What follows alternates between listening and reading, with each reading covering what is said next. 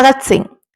രക്തസാക്ഷികളുടെ രാജകുമാരൻ എന്നറിയപ്പെടുന്ന സ്വാതന്ത്ര്യ സമര സേനാനിയാണ് ഭഗത് സിംഗ്. 1926 നൗജവാൻ ഭാരത് എന്ന സംഘടനയും ഇദ്ദേഹം ആരംഭിച്ചതാണ്. 1907 സെപ്റ്റംബർ 28 ലായ്പൂർ എന്ന സ്ഥലത്താണ് ഇദ്ദേഹം ജനിച്ചത്.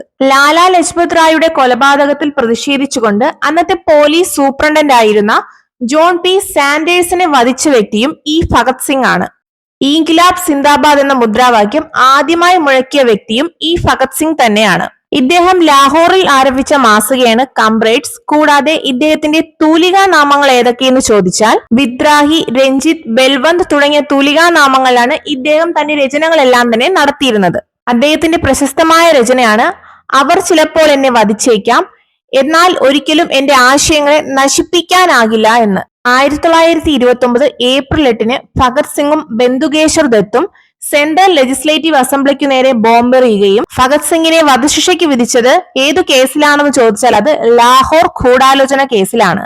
1931 മാർച്ച് 23 ഭഗത് സിംഗ്, രാജ്ഗുരു, സുഖ്ദേവ് എന്നിവരെ തൂക്കിലേറ്റിയത്. അദ്ദേഹത്തെ തൂക്കിലേറ്റിയ ജയിൽ ഏതെന്ന് ചോദിച്ചാൽ അത് ലാഹോറും, അതുപോലെ തന്നെ സ്മാരകം എവിടെയാണ് സ്ഥിതി ചെയ്യുന്നതെന്ന് വെച്ചാൽ അതും ലാഹോർ തന്നെയാണ്.